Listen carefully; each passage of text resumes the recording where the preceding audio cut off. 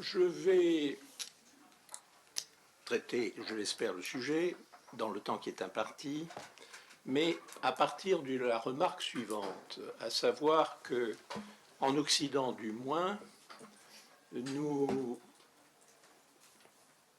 semblons vivre un temps de sidération.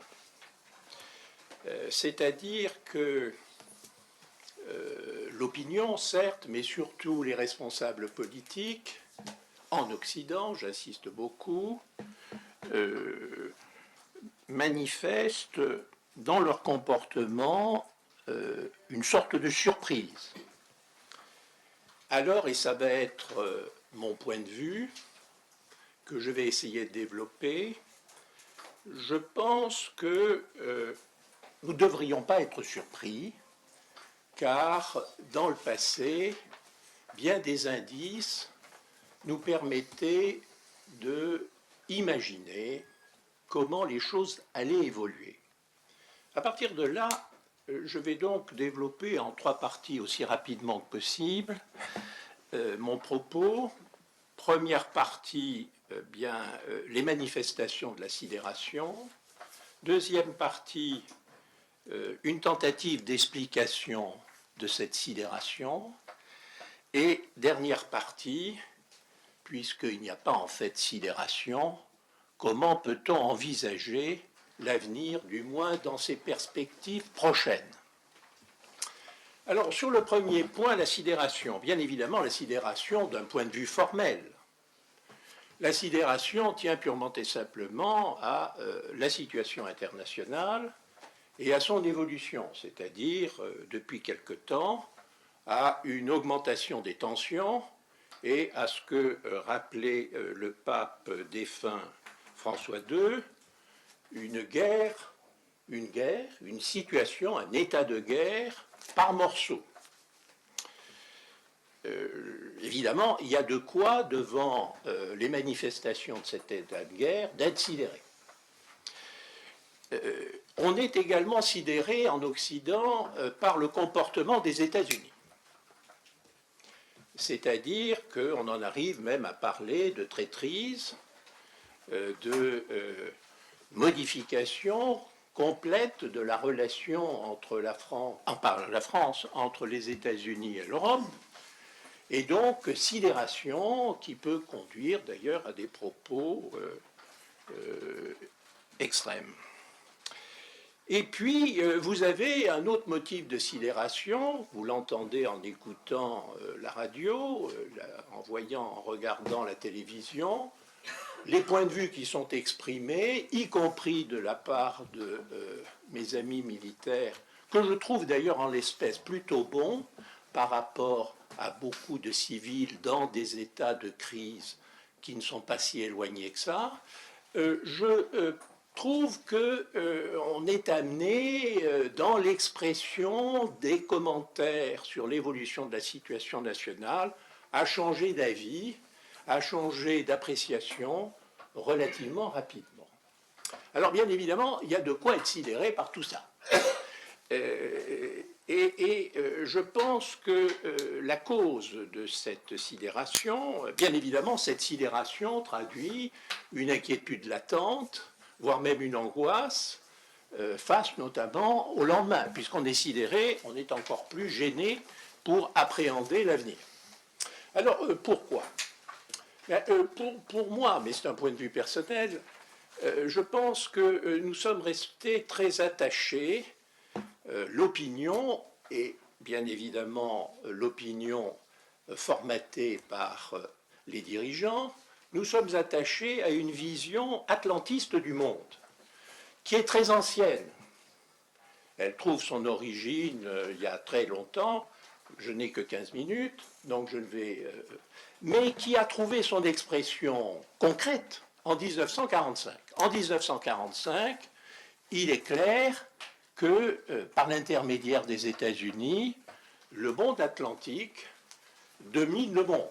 On n'a jamais été aussi près du rêve de beaucoup d'avoir une expression concrète du mondialisme avec une gouvernance globale. Les États-Unis sont l'allié de l'Union soviétique, qui entend d'ailleurs à l'époque le rester, allié des États-Unis, ne l'oublions pas, et les États-Unis, mis à part l'emprise territoriale que représentait l'Union soviétique et ses satellites, les États-Unis sont absolument partout sur la planète. Ils sont même en Chine. Ils sont partout. Alors, nous sommes bien évidemment, alors c'est donc qu'on a une représentation de l'avenir du monde à partir de là assez claire. Hein, et c'est qui a conduit, bien évidemment, à lancer toute une série d'idées, notamment sur la façon dont les relations internationales économiques devaient évoluer. On ne va pas parler de ça parce que ça serait trop long, mais j'insiste beaucoup sur ce point. Les choses ont changé, et elles ont changé de manière progressive, mais de manière certes progressive, mais extrêmement significative. Aujourd'hui, bien évidemment, on ne peut plus parler d'un monde global, sauf quelques attardés, mais qui sont restés attardés jusqu'à une époque relativement récente. Donc nous avons aujourd'hui, manifestement, en ce qui concerne le monde, nous avons deux blocs, nous avons chacun de ces blocs d'ailleurs étant de plus en plus fragmenté, voire même dans certains cas divisé, ce qui n'est pas tout à fait la même chose.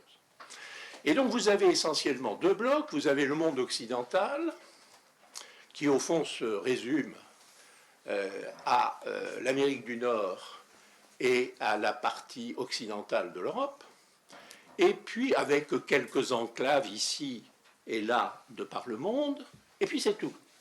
Et puis tout le reste, c'est le monde des BRICS. Des ténèbres. Comment? Des ténèbres, vous dites. Non. Enfin, oui, si vous voulez.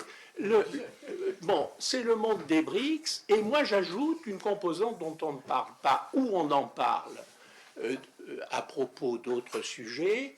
Moi, je suis quand même, parce que j'attends beaucoup de surprises de la troisième force dont je vais parler, c'est l'islam. L'islam, incontestablement, chevauche et aujourd'hui, si vous voulez, géographiquement parlant et géopolitiquement parlant, eh bien, mon Dieu, s'étend de manière transversale et oblique, disons, du fond, à partir du Pamir, et va jusqu'au sud du Sahel, etc. C'est-à-dire que pour ces deux blocs qui sont eux-mêmes par ailleurs divisés, ce monde musulman est lui-même très peu homogène, c'est le moins qu'on puisse dire, il est même assez différencié, mais il n'en demeure pas moins que ce sont des forces qui n'ont cessé de s'affirmer.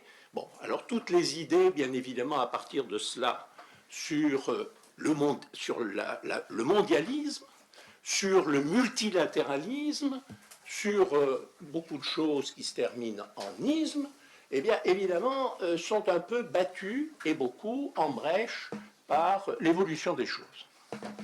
Alors, et bien évidemment, pendant très longtemps, on a voulu cacher tout ça. On n'a pas voulu, parce que c'est une évolution quand même qui s'est effectuée, pas sur un siècle, mais sur les trois quarts d'un siècle. Donc on aurait dû quand même être un peu plus éveillé. Voilà, c'est ça que je veux dire. Alors, l'explication de notre sidération, du coup, elle est la suivante. Elle tient essentiellement à trois causes sur lesquelles je crois qu'il n'est pas mauvais de revenir. La première cause, c'est que, comme je viens de vous le dire, cette ignorance des réalités, cette volonté absolue de refuser la réalité du phénomène national, même lorsque la notion de nation, au fil du temps, change, n'est pas la même, c'est une notion très plastique, mais il n'en demeure pas moins que ça reste une réalité fondamentale, niée en particulier dans certaines écoles françaises, à laquelle d'ailleurs j'ai appartenu. Et il n'y a pas de doute que le phénomène national est un phénomène qui, contrairement à ce qui a été dit, n'a cessé de s'affirmer sur cette longue période, quitte à ce que la réalité nationale change. Hein, j'insiste beaucoup sur ce point. Je tiens des propos généraux, mais je peux difficilement faire autrement. La deuxième erreur est, à mon avis, due à une erreur intellectuelle d'analyse sur le sens de l'histoire. C'est-à-dire qu'on considérait qu'il y avait effectivement un sens de l'histoire et que ce sens de l'histoire allait vers la globalisation et porté par des idées bien précises qui étaient celles d'un certain libéralisme. Souvenez-vous de Fukushima et de la fin de l'histoire, c'est-à-dire du triomphe de certaines idées. Et puis enfin, pour terminer, je pense qu'il y a une erreur sur l'appréciation que nous portons, vue de l'Europe, sur les États-Unis. C'est-à-dire que nous voyons les États-Unis en tant qu'Européens. Les États-Unis sont nés un peu de l'Europe, c'est le moins qu'on puisse dire, mais je rappellerai que les États-Unis, et à mon avis, ça permet d'éclairer le comportement et la politique du président Trump actuel. Les États-Unis, en cause même de leur origine, ont toujours été fascinés plus par l'Ouest que par l'Est. La conquête de l'Ouest a été finalement le moyen de faire les États-Unis, bien évidemment. Et au-delà de la conquête de l'Ouest, c'est le Pacifique. En tant que militaire, je peux vous assurer que certes, les États-Unis portent une très grande attention à l'OTAN, mais ils portent une attention encore plus grande au dispositif militaire qui doit être maintenu et développé dans la zone Pacifique. Et les rapports de force ne sont pas du tout du même ordre. Nous sommes fascinés parce que nous croyons être encore le centre du monde, et ce n'est pas le cas. Les États-Unis voient les choses totalement différemment. Ils voient différemment sur ce plan-là, mais ils le voient également sur d'autres plans. Et en particulier, nous sommes sidérés de voir la politique du président Trump. Moi, pour ma part, je la trouve parfois, s'inscrivant d'ailleurs dans la politique de ses prédécesseurs, et surtout, je voudrais insister sur deux faits, c'est que le président Trump, certes, est protectionniste, mais les États-Unis l'ont toujours été. Le président Trump, il est protectionniste, c'est-à-dire qu'il veut protéger un certain espace. Il se réfère à McKinley.